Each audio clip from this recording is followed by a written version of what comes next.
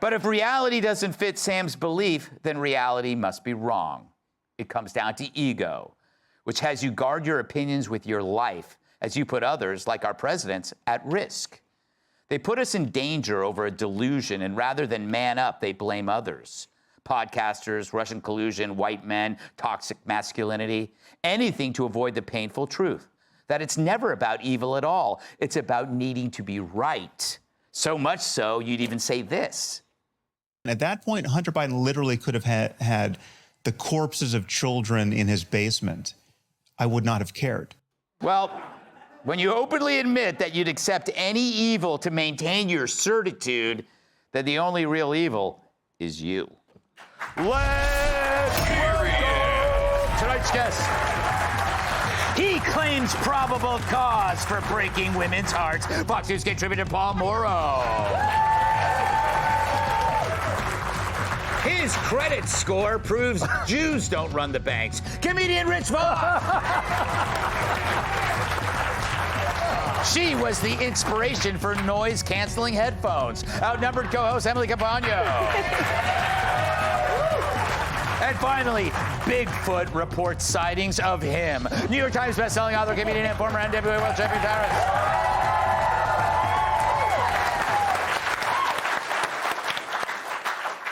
Paul, are you enjoying this turmoil as much as I am, and watching you're watching people in different gradations coming to this realization that the last 5-10 years has been a huge sunk cost? It really, and you know what's so disturbing?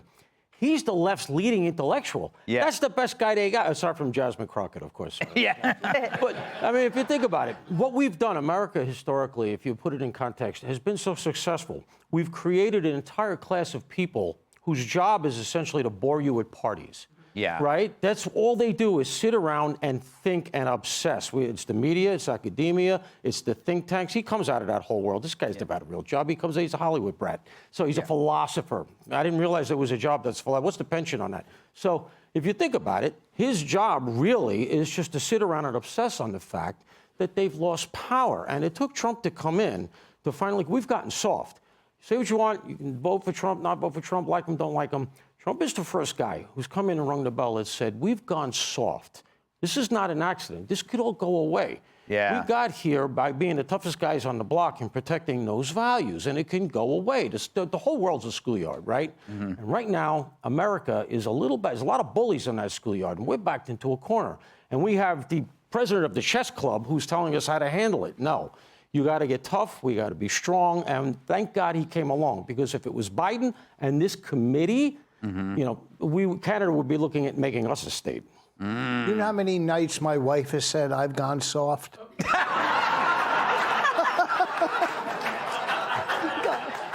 You know, we have a product that advertises on the station that can help you.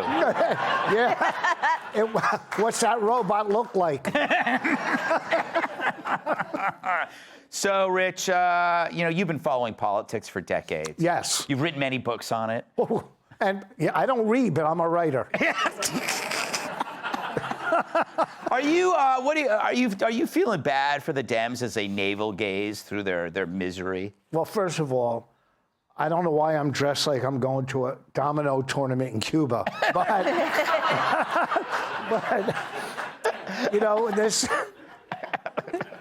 cover-up stuff. Yeah.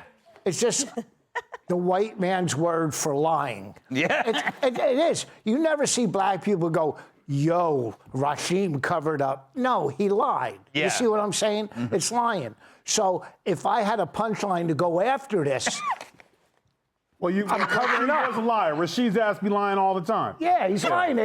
It's not a cover up, you know. And I would cover up. I would hide in the shadows too if this is, you know, if I was an imbecile or closed-minded or pointed the finger. Mm-hmm.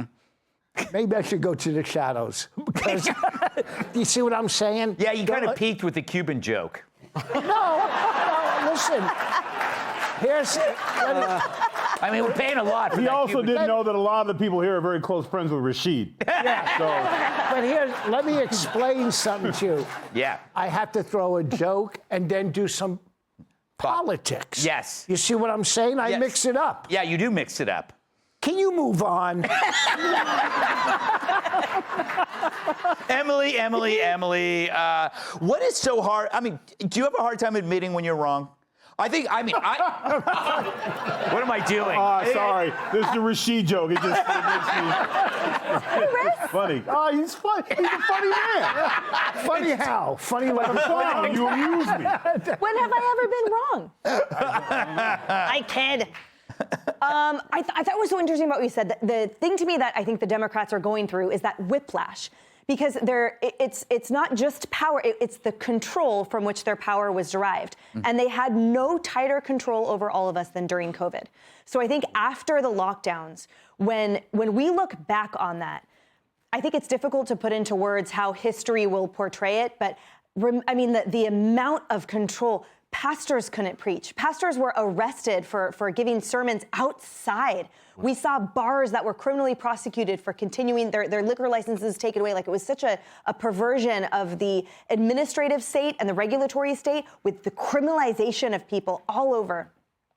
And nothing that they did prevented deaths. In fact, it furthered it. And then right after that, I think that the Democrats, the last thing they expected was for people to wrest back control and wrest back that power because they thought they had it in the bag. Well, if they're going to entrust everything to us, of course they'll entrust their children's biology and the border and the like. But at the end of the day, that fallacy of the choice of true evil versus a coma, or the undemocratic, the threat to democracy versus what they did, which was obliterate democracy.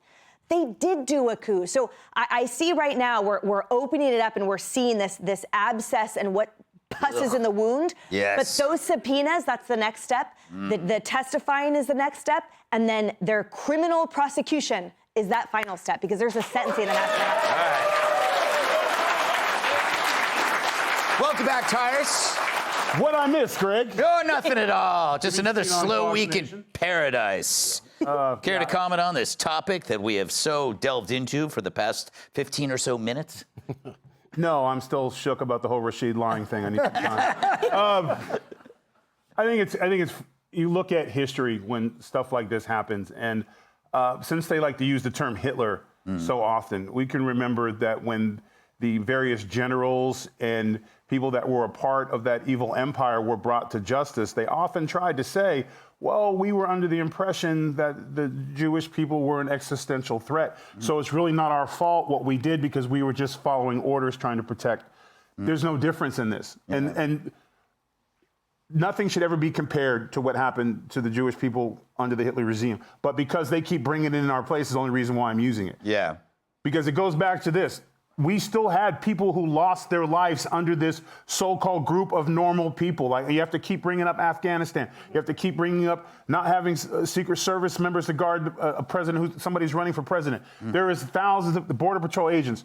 We look at all the things to do. This wasn't normal people. Yeah. Okay, that's not a normal American. A normal American would be like, he's not right. It's my duty as an American to report to the American people that this president's not fit to serve. That's what a normal American does. What these extreme progressives did was this was their opportunity to take over this government, because they cannot get elected by themselves. Bernie Sanders does not have enough to cross the threshold. So this little group of people, and you look at the people, unelected people making decisions on someone who was completely unfit to serve. The problem is it should have been done while they're in the act, and this would have been stopped. So now they're getting their little books and they're trying to soften the water by saying, well, I only did it because, Donald Trump's an existential. That's a feeling. It's not a fact.